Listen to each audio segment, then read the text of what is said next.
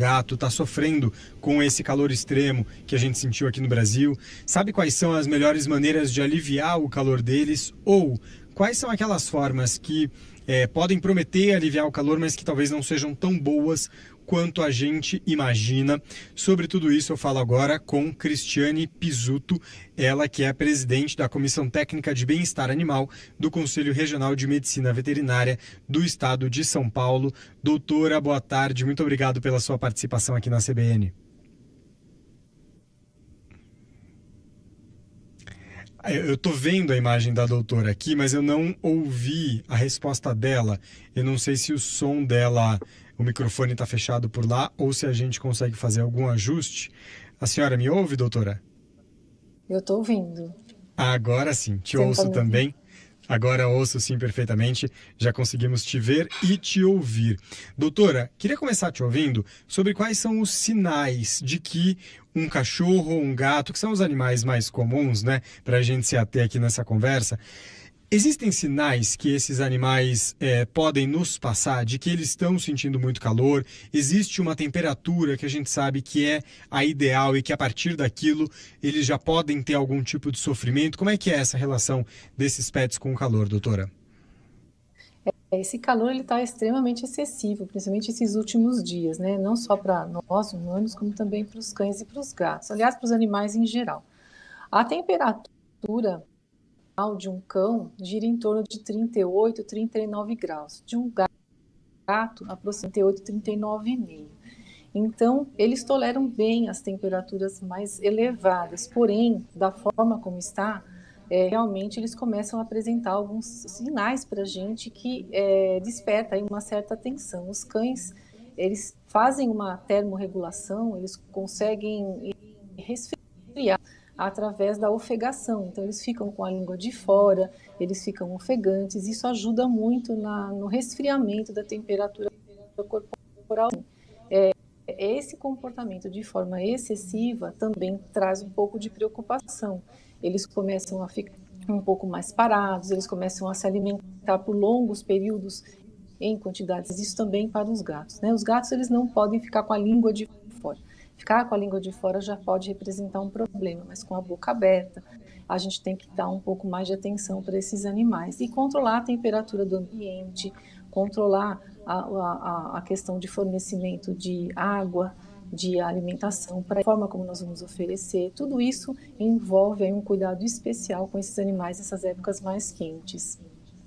Agora, doutora, quando a senhora menciona, por exemplo, isso, da gente procurar manter o ambiente também numa temperatura adequada, tanto para os animais quanto para a gente, né?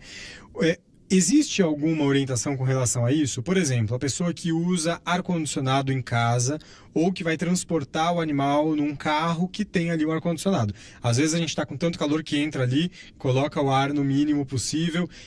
Pode haver um risco aí também? Ou seja, como é que os animais se relacionam com, por exemplo, um ar-condicionado, um ventilador direto para eles? Na verdade, a opção a gente também tem que tomar muito cuidado em relação à temperatura que vai ser colocada nesse ar. Então, sempre tá observando o comportamento dos animais. O ideal, dentro de um ambiente de casa, onde a gente tenha o ar-condicionado ligado, é dar opções para o animal poder buscar temperaturas que sejam mais confortáveis para ele. Então, se um dos cômodos está muito gelado, porque satisfaz a nossa temperatura, talvez para o gato, talvez para o cão não esteja adequado. Então, dar a oportunidade para ele procurar um outro ambiente que esteja mais confortável do ponto de vista térmico. Isso é muito importante. Então, deixar diferentes pontos da casa com coisas diferentes, mais frias, um pouco mais amenas, para que ele busque esse conforto térmico dentro do próprio vive. Perfeito. Doutora... Inclusive, é importante também a gente dar opção para eles, por exemplo, né, de superfícies mais também frias, para que eles possam, às vezes, buscar. Porque eles buscam, então, às vezes, o gato esparramado, o cachorro esparramado, é uma forma que eles também têm de dar aquela resfriada no corpo quando eles sentem calor. Às vezes a gente até percebe que eles estão em locais que eles não costumam ficar, né? Às vezes o cachorro tem ali, eu falo de cachorro por sempre ter tido, né, cachorro. Às vezes eles ficam ali num canto específico durante o dia, nos dias comuns. No calorão, às vezes muda até de lugar. É uma forma que eles estão encontrando de se autorregular, né? Inclusive, quando a gente fala de bem-estar dos animais, um dos pontos mais importantes é a gente dar a opção de escolha para o animal optar, né, onde ele quer ficar, o que ele quer fazer. Então, essa questão, quando envolve a questão da temperatura, isso também serve na questão do bem-estar dos animais. Perfeito. Doutora, existem diferenças entre as raças desses animais que a gente está falando? Ou seja, alguma raça que sofre mais ou sofre menos com essas variações, ou que demandam uma atenção um pouco maior do tutor que tem um animal dessa raça? Sim, existe, principalmente os animais, os braquicefálicos, que são animais de focinho mais curto, né? Aquele focinho mais achatado. No caso dos pugs, dos bulldogs, esses animais, eles demandam um cuidado mais especial, porque eles têm uma certa dificuldade de fazer essa termorregulação respiratória, por todo o processo de respiração deles ser um pouco diferenciado em relação às outras raças. Então, esses animais precisam de um cuidado mais especial por conta disso. Tá. Tanto que até passeios mais prolongados, quando a gente faz com esses animais, eles ficam mais cansados, com mais frequência. Então, no calor, o cuidado tem que ser redobrado com eles. Eu acho até que a gente poderia falar sobre essa questão dos passeios, porque a gente sabe que é super importante colocar o animal ali para se exercitar, até para encontrar com outros animais, mas o que a gente pode trazer de dicas com relação a isso? Seja devido ao calor como um todo, né, desidratação, esses pontos que a gente está falando, mas também tem um ponto que a gente precisa pensar, doutora, que é o contato das patas dos cachorros, né, aqui especificamente, com a calçada, né? Porque eles acabam passando por esse calor que nós, com um tênis ali, um chinelo, não passamos, né? É um outro ponto de atenção. Sim, o passeio é algo assim indiscutível, né, inegociável para os cães, é algo que é importante para o bem-estar deles, para a vida deles. Então, passear é uma rotina que tem que ser mantida mesmo nos dias de calor. Agora, nós é que temos que controlar o horário, saber o horário que nós temos que passear com os cães. Então, geralmente a gente recomenda que seja nas primeiras horas da manhã ou no finalzinho do dia, onde as temperaturas estão mais amenas, e não só a temperatura do ar, né? Mas a temperatura dos pisos também, principalmente asfalto, calçada, onde eles vão pisar com os coxins.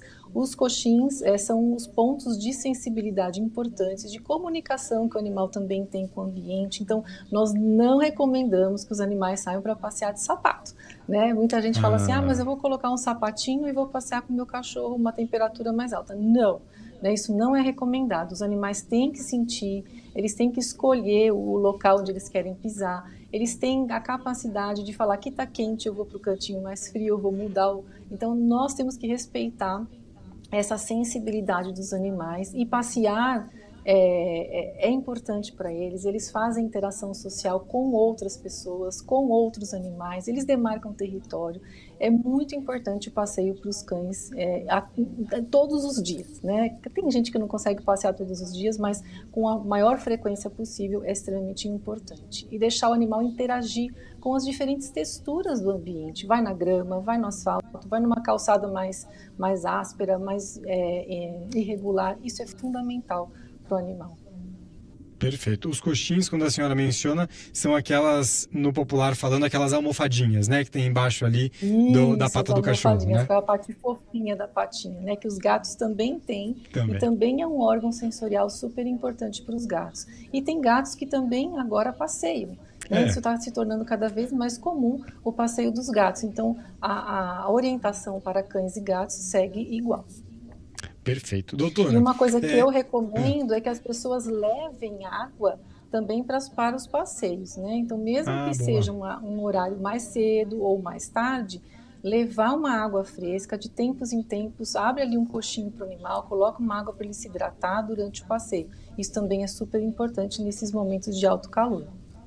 E aí, eu até vou aproveitar para falar sobre isso, então, doutora. Seja essa água que o tutor leva durante um passeio, seja a água que ele tem ali em casa, num potinho para o animal. Tem até uma ouvinte que mandou aqui, a Cristina. Olha, eu já ouvi falar para deixar blocos de gelo para eles se refrescarem. É adequado a gente dar uma água que seja gelada para os animais, ou também tem algum ponto de atenção com relação a isso? Ela pode ajudar a refrescar uma água com gelo? Sim, é importante que nós oferecemos para os animais água mais gelada, água mais fresca. Pode colocar pedras de gelo também na água, né? Desde que você saiba que seu animal está gozando de um estado de saúde adequado, né?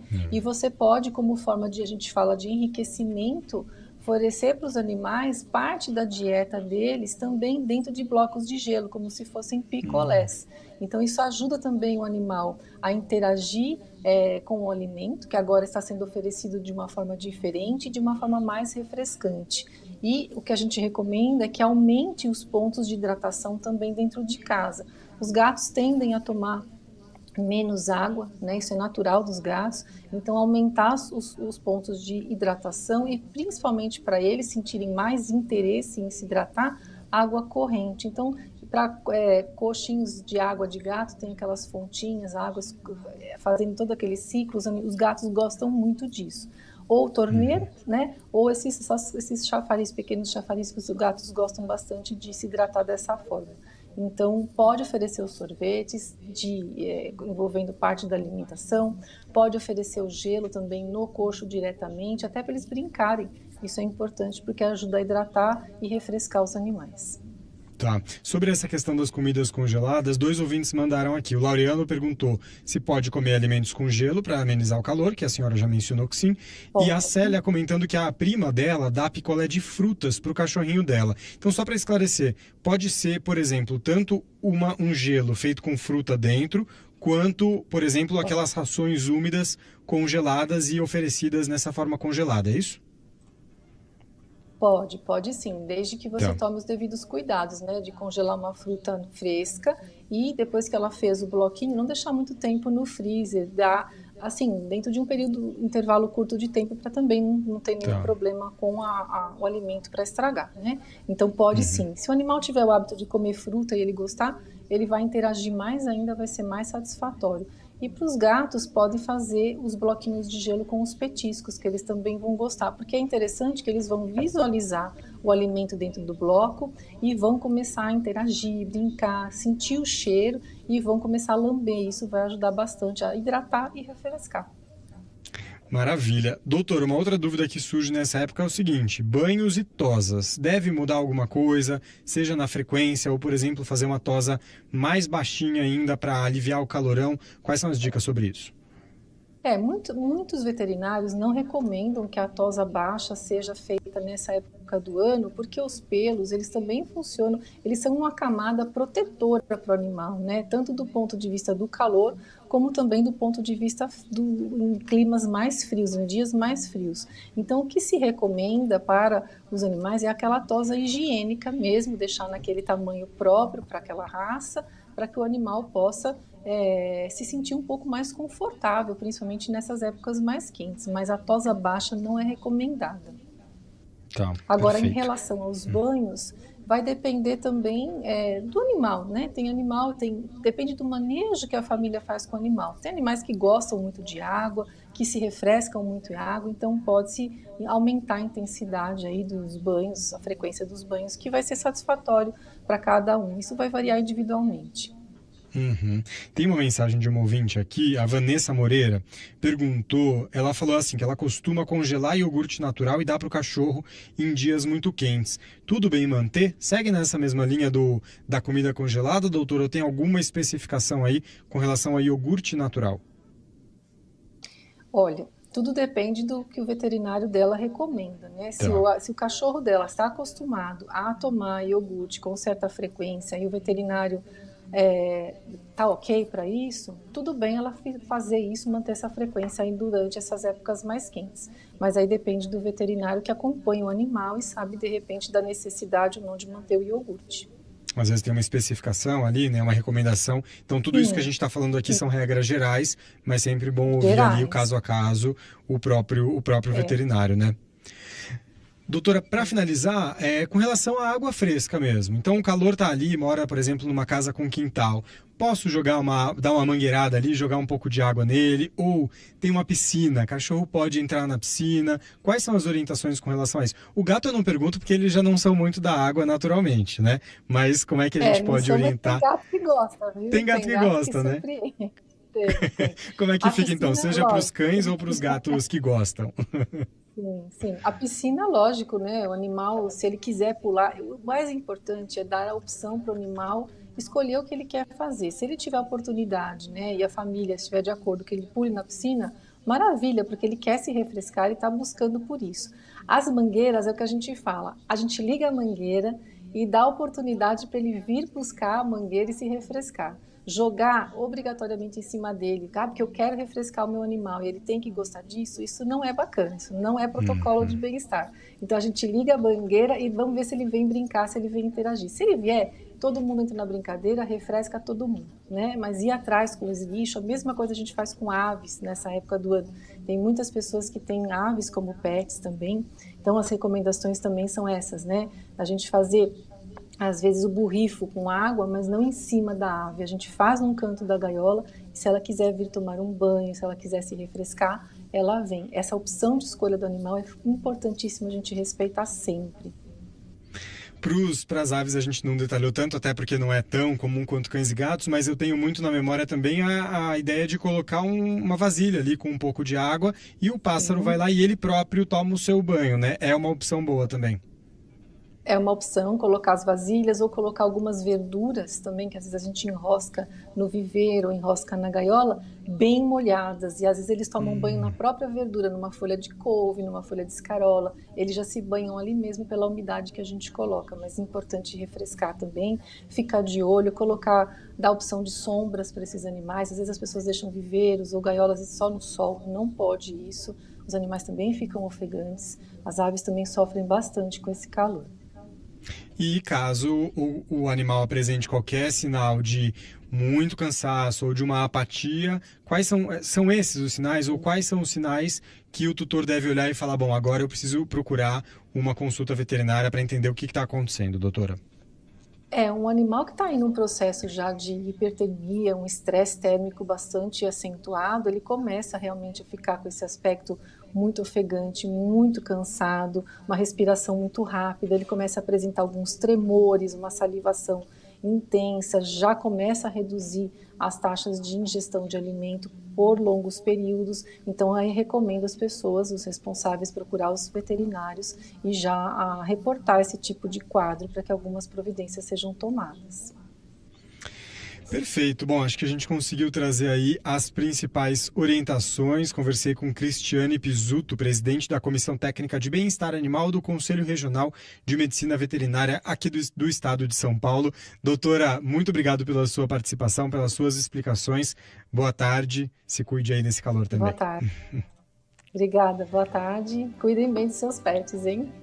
É isso, combinado. Com essas dicas, certamente os nossos ouvintes vão poder deixar os animais com um bem-estar aí um pouco melhor, apesar desse calorão por todo o país. Agora, 2h50, mais notícias da sua região e já voltamos. Revista CBN.